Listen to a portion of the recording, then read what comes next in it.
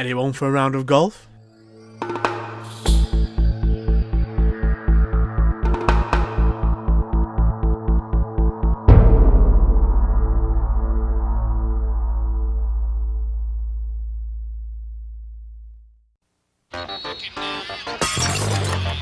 Golf has seen many different video games and franchises come and go over the years. They are still really popular today, with some of the biggest golf stars getting in on the action. Although I probably haven't played a modern video game of golf for quite some time now. For me, it was back in the 80s that I really got into playing golf on my Commodore 64. And for many people, if you talk about golf in the 8-bit 80s, everyone goes, "Oh yeah, Leaderboard, that game was brilliant." And I would have to agree. Leaderboard by Access in 1986 was an excellent game and ported to so many different systems. It was available on the Amstrad CPC, the Amstrad PCW, the Atari 8-bit, the ZX Spectrum, Apple II, and some of the 16-bit micros such as the Amiga and the Atari ST. The list goes on and on. It was massive. But it wasn't the first golf game I played. Nope, that accolade goes to Nick Faldo Plays The Open by Argos Press in 1985 and published under their Mind Games label. The game is available on the Commodore 64, the ZX Spectrum and the Amstrad CPC. The game was programmed by Concept Software, who also programmed Alien and Give My Regards to Broad Street, again released on their Mind Games label. Now, we have spoken about Mind Games before because they also published Alien, which I did a video for recently. Mind Games describes itself as a range of programs designed to stimulate the imagination and take you into strange new worlds. I'm not sure what's so strange, new worldy about golf. Maybe it's the fact that people still argue that golf isn't actually a sport. Yeah, that's the thing. Anyway, the game came in this big box clamshell style, which I always love. This kind of box gave what marketing people would call today added value. On the back of the box, it boasts an accurate 900 screen scrolling map of the Royal St George's golf course in Sandwich. Inside contains the cassette as well as this nice instruction booklet that includes an introduction to the competition, the course and the rules. The booklet also contains a 2-page map of the golf course and a really cool hole-by-hole guide to help you on your way around the course. Finally, on the back page, it contains instructions on how to actually play the game. Right, so here we are. Nick Faldo's Golf. This is the Commodore 64 version. This is the first golf game I played, and as you can see straight away, it's not a 3D type game like Leaderboard and the modern types of game. This is strictly a over the top type view, looking down.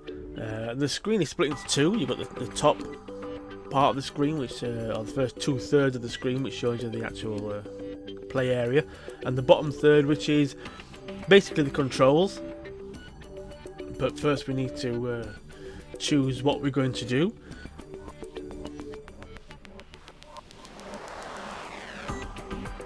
Basically, we can play the back 9 or the first 9 out, or we could do a complete round of golf, or we can just do a single hole if we wanted. I think what we'll do today, we will do the first 9, so the out. Let's do that. Now, the first thing you'll notice with this game, there is no music of any sort in the game, to be honest with you. Right, so first thing we do, if we have a look at the overhead, we can see where we need to go. It doesn't really correspond that accurate to the instructions I've got. It's fairly similar, but no, it's not 100%. So we need to aim. It'll be about 45 degrees, I think. Let's have a look. And right, I think we're going to need to use a driver. Now we have a caddy. Now the good thing about the caddy, he will tell us if we're using the wrong club. If it's obviously wrong, he will tell us. There we go.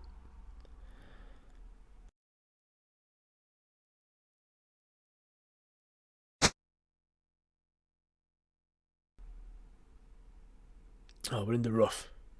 Not a good start. You can see, yep, we're just off the fairway. So we need to adjust our aim a little bit here. Obviously, as well, in the top right, you can see the wind blowing in different directions and how strong that wind is. Let's just choose a different club here. What we're going to go for? Maybe an iron. I'm not the best at golf. I do tend to zigzag my way down the fairway. Let's go for the 3, full power. Away we go. Oh, okay, we're just on the edge of the fairway. We're still quite a bit away, aren't we? And it's only a par 4. We should be on by now. Another 3 iron. Let's do it again.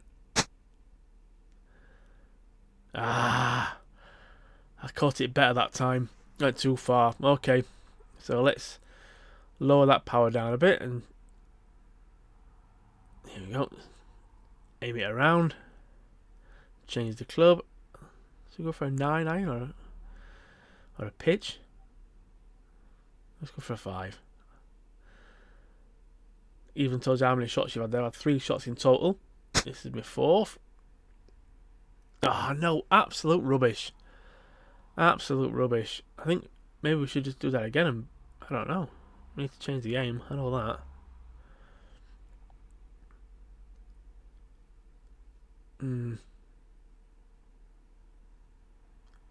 Go for the 9 iron, do I? Caddy's happy with that. Let's go for it. We're just on the edge. Just on the fringe of the green. Looking better. Okay, let's change the aim. Now the problem that I had with this game is that I always found it so damn hard to pot the ball. So as a 12, 13 year old me, I'd just get bored of it and just start whacking the ball anywhere. Another thing as well, there we go, that's better. It doesn't automatically select the putter when you get onto the green. So if you drive onto the green, not that I'm going to, but if you drive onto the green, yay, we're in. And you take the next shot. If you don't put it to putter, you're going to drive off the green again. Now that's where your caddy is supposed to come in and say, oh, hold on, you've got the wrong club. But it doesn't always work out like that. Right, here we go. So we're shooting straight north. And that looks quite a long way to me.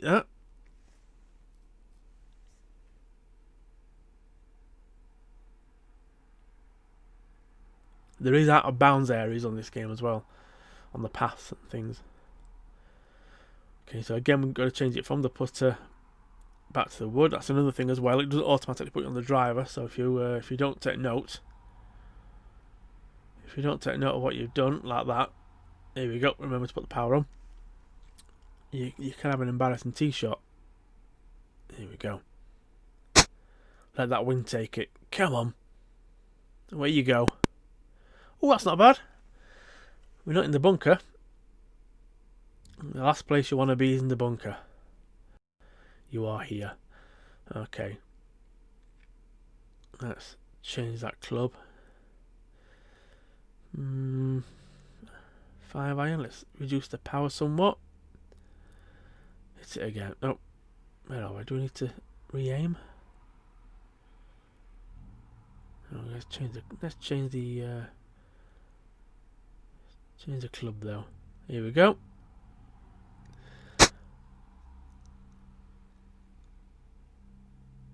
Not quite made it. There's not much sound on this game. I mean, you get the sound of Nick Faldo hitting the ball, and you get that sound of the ball going in the hole. Not exactly convincing, but I say convincing. It's 1985. I think they could have chosen slightly better sounds. That's what I'm trying to say. Here we go. So we're on the wedge. Make sure the aim's right.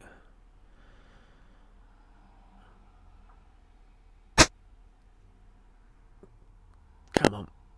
Oh, that's nice. It's only took us 10 shots to get here on the second hole. There we go. So we're on the putter, aiming it. Let's go. Oh no! Damn. So another thing I found, it's quite sensitive on the power when you are putting. Just lower it a bit. Can't really go much lower than that. Oh, again, see what I mean? No. And again, reduce it again even more. Cool. Yes, we're in. Oh, 13 shots. Okay, so here on the Spectrum, the ZX Spectrum, you can see it's a very similar layout. You've got the caddy again. Let's just try and get it in this second hole here. And the power is completely different on here. You do have to give the ball a bit more of a hit. Oh no, he says, then misses.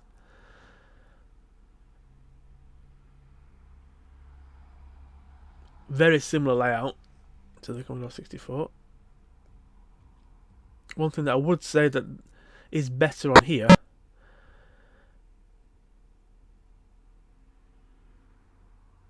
is the fact that there's a bit more of a sense of humour on this game, on the Spectrum. As you can see here. Shut it.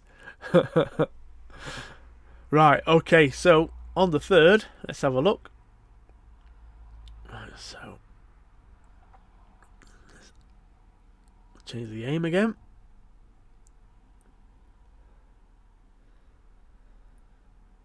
Again, we can see where the wind is blowing.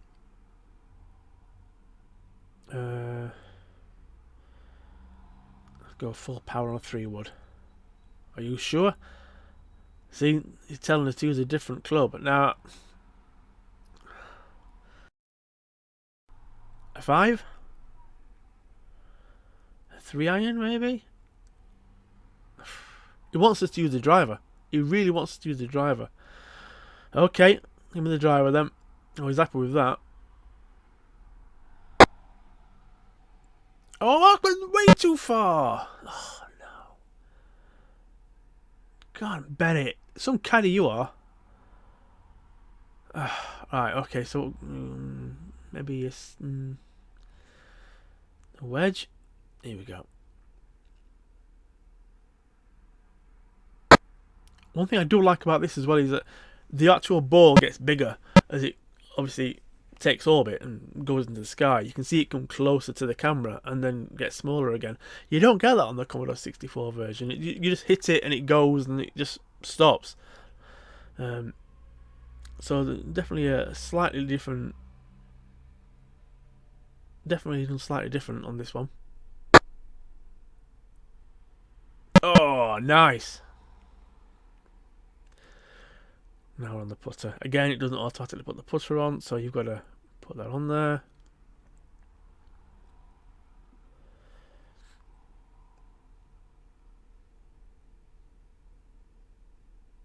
It's a par 3. We've had 3 shots.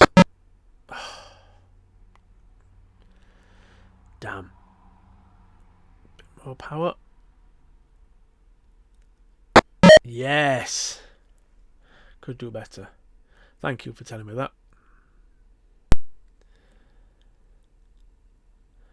Right, and on the Amstrad, again, laid out very similar, but no caddy this time. Nick Faldo just stands there looking very bemused, surprised. What is that expression? Shocked? Shocked that he's got no caddy? Here, let's go. Again, the ball gets bigger as it comes towards the camera, a shot. I'm happy with that. We're right where we want it to be. Right down the middle. So let's change to a different club.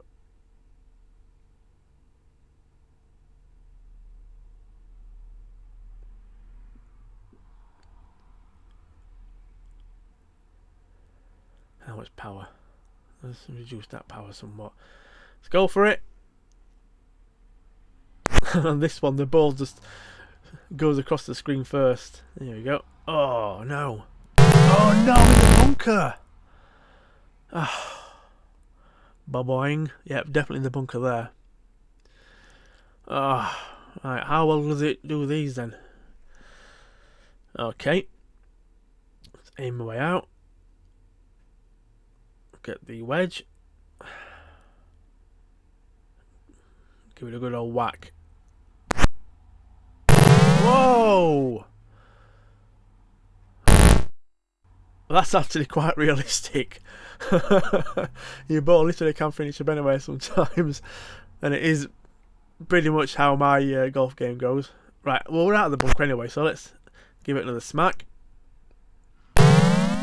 Ooh, into the game but bounced out. Not been a very good game here, are we? Again, this is why my 12-year-old self would just go on to do something else.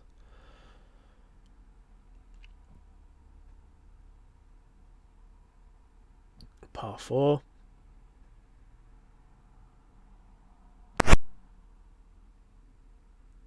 We're going to land it on? No, I've gone too far again. Oh, so tricky. It's definitely one of them games where you got to play it and play it and play it to get used to it. Experience counts. Okay, so take the shot and it's going to go across the screen. There we go. Oh, we're on. Just about.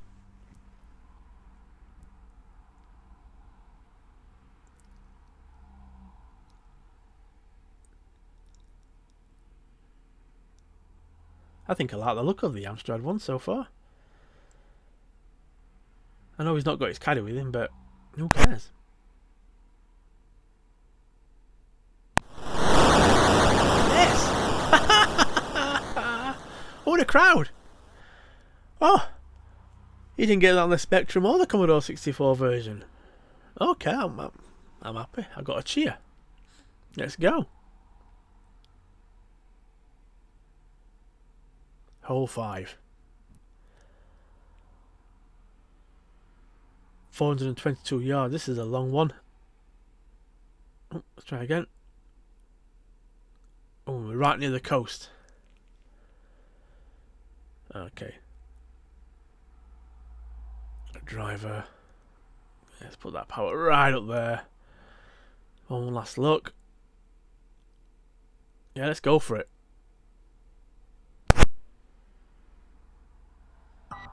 Yes.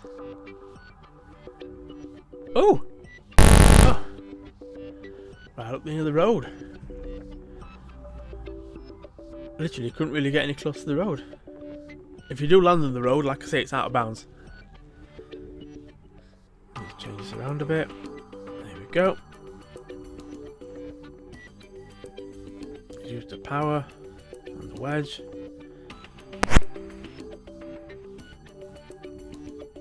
Come on. Oh, yes. Good recovery. Put it onto the putter. Nope. Other way. There we go.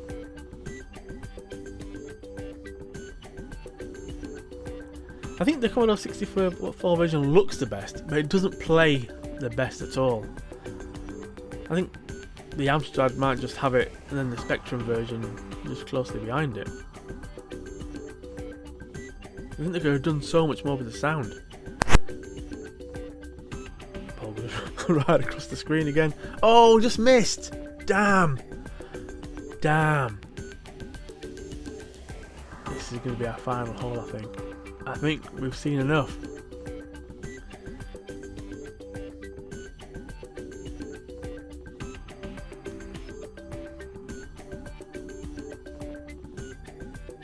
A bit less power. ball goes across the screen.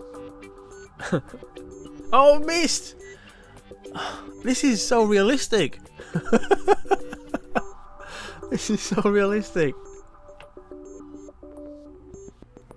I'm not surprised Nick's got that look on his face. Let's get it in. And the crowd go wild. Fantastic. So, whilst this was my first golf game on the C64, I think looking back, I would have probably enjoyed the Speccy or the Amstrad version more. However, saying that, the C64 version did get an 80% overall score in Zap magazine back in 1985. And I would say the Commodore version looks better, but it just takes itself too seriously. The sound could definitely be better on the Commodore 64. And whilst the scrolling is better, it's just not as fun as the Speccy and Amstrad offering. However, all in all, this was a one-player game no matter what version you played, so it was a pretty solitary experience, and we would have to wait just a little longer before we could play around with our friends. So, what do you think?